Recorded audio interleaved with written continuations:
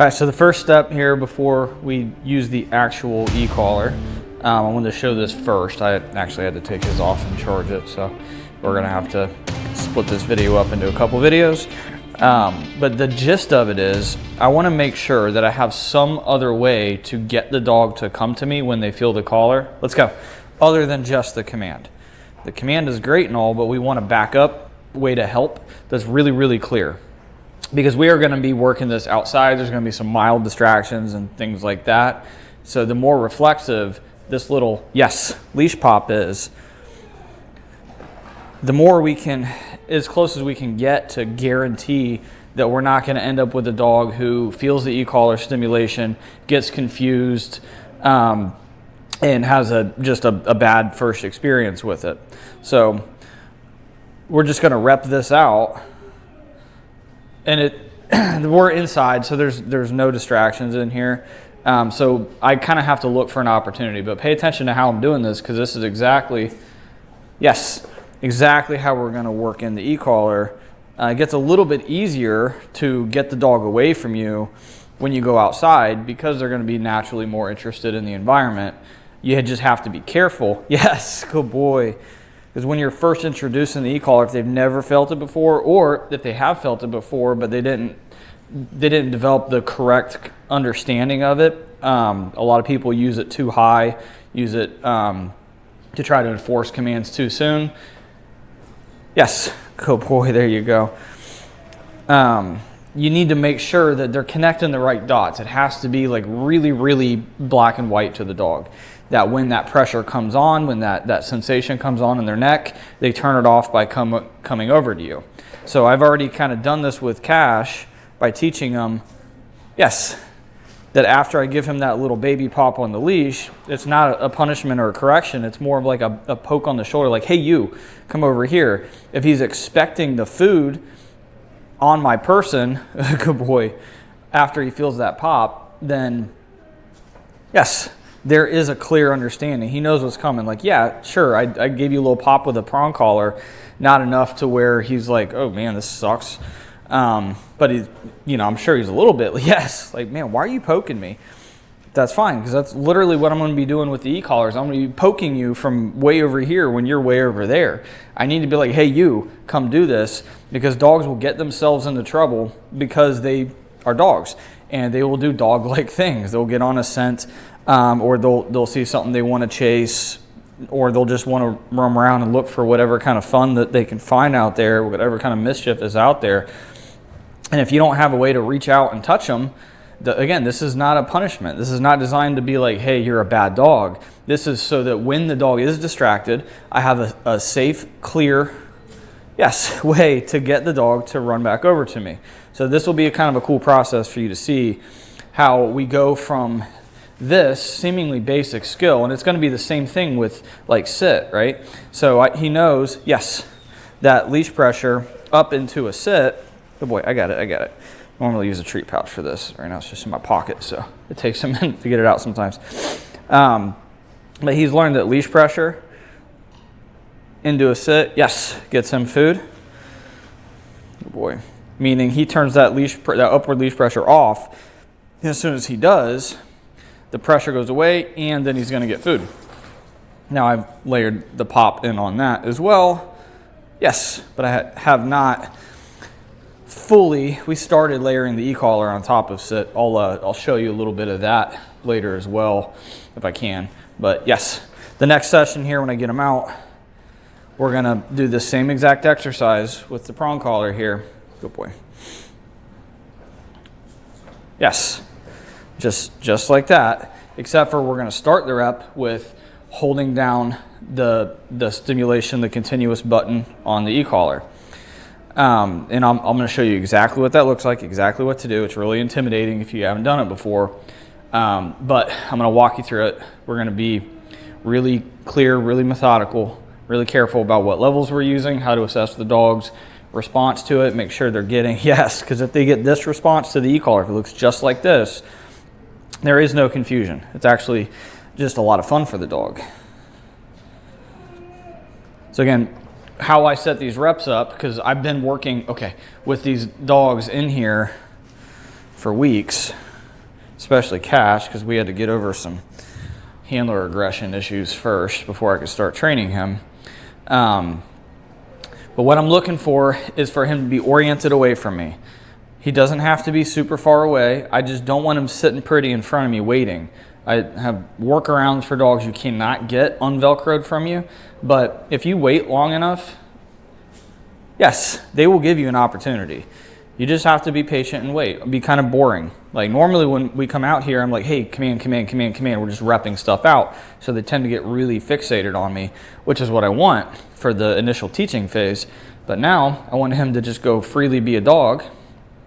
And again, like there's only so much for him to do in here. So it's not like it's hard for him to respond to the leash pop. But we're going to do this same exact pattern outside when it's a little bit harder. And then we're going to do the same exact pattern outside when there's other distractions and things like that. With Cash, he's going to be presented with strangers, people that he's not going to want to come near him, that are really going to like, they're really going to eat up his attention.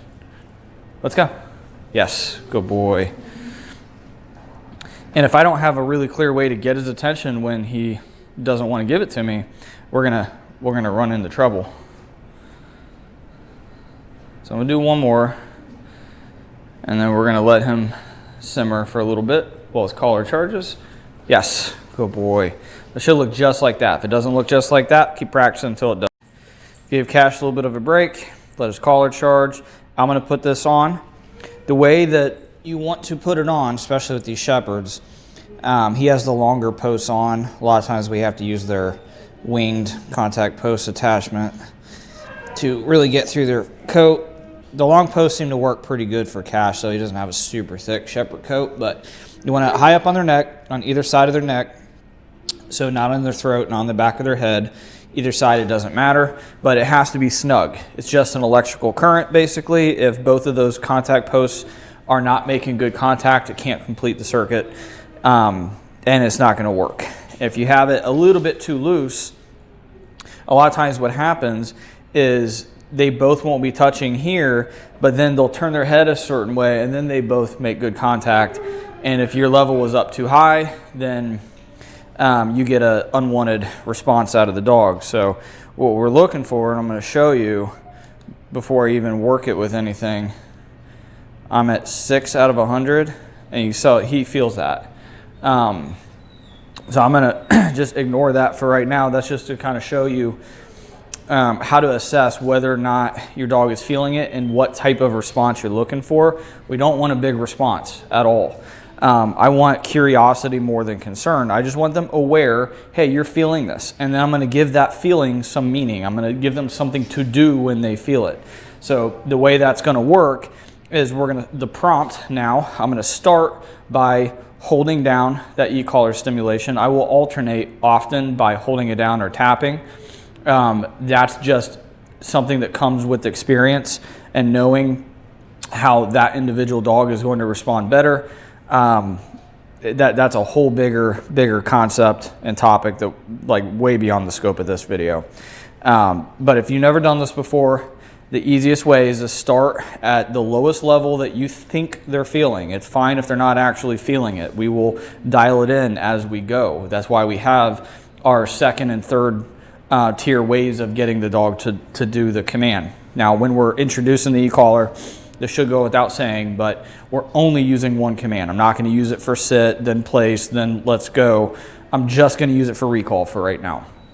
Each of these sessions has one goal in mind, and that one goal here is to teach Cash that when he feels the e-collar, it's the same as me saying let's go, or it's the same as me popping with the leash. They're all prompting him to do the same thing. So when I say the word prompting, that's what I mean. That is the prompt. It's the first thing the dog experiences that's giving them information. Now, information is instructions, something that they're supposed to be doing.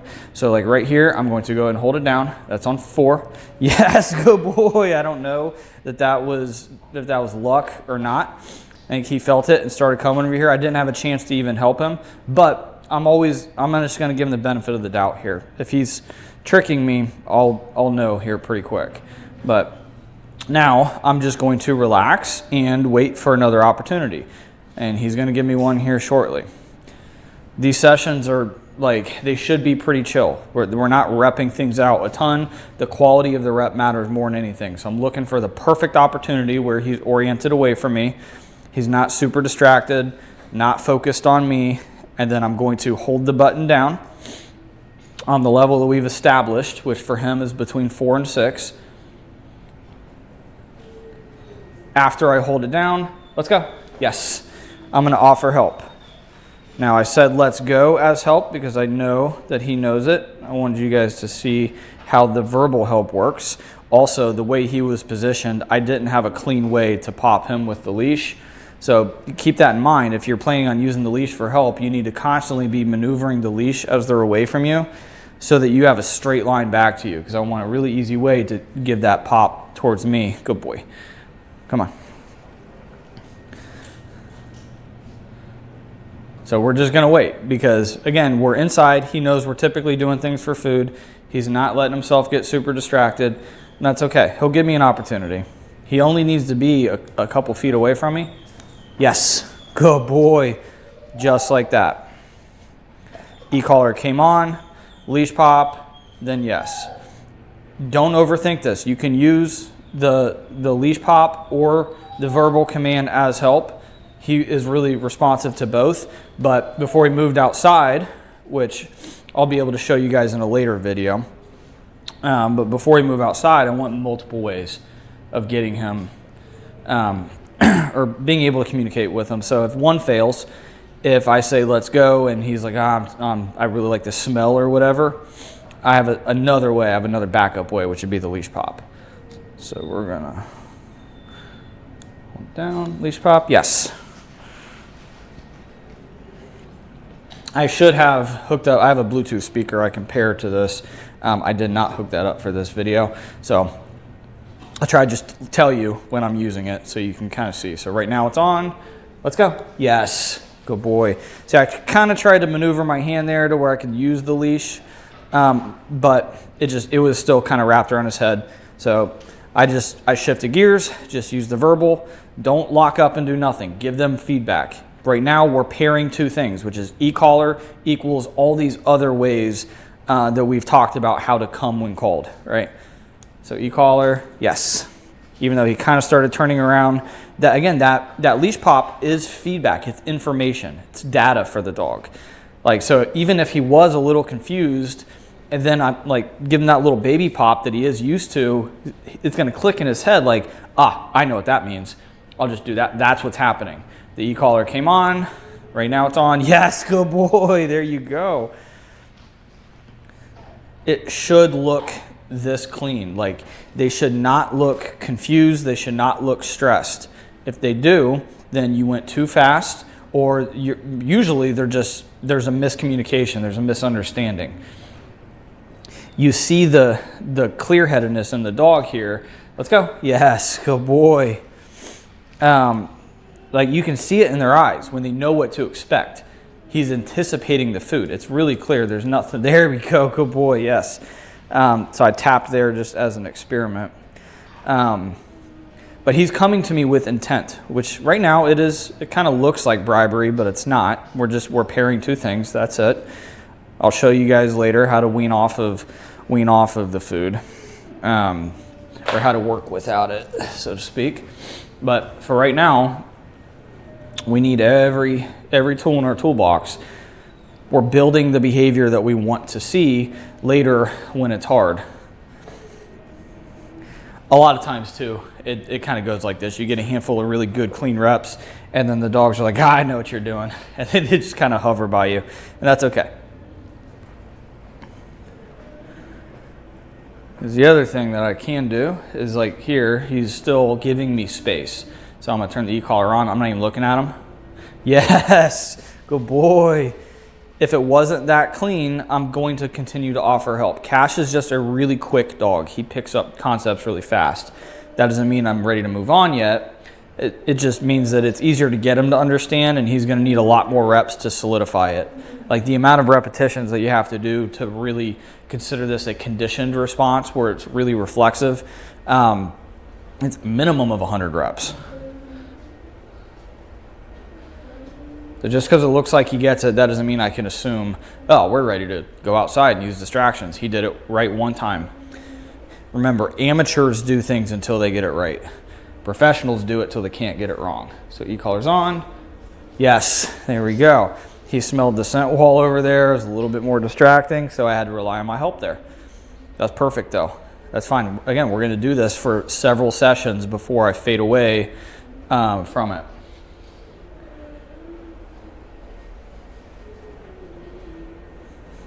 What are we doing? What are we doing? Yeah. Not right now, man. Not right now. We'll do sit later. We are going to do sit later. Your owner's coming to do a coaching session today. Okay. Good boy. We'll see if he's going to give me one more. He may not. We may just be done. There we go. E-collar's on. Yes, there we go. So we're going to end it there. I like to always quit while I'm ahead. I don't need to go for Hail Marys. He developed a clear understanding and expectation of what follows after he feels this. There's no fear, no stress, no hesitation. It is starting to make sense. Now we just do it over and over and over until he and I can both do this in our sleep.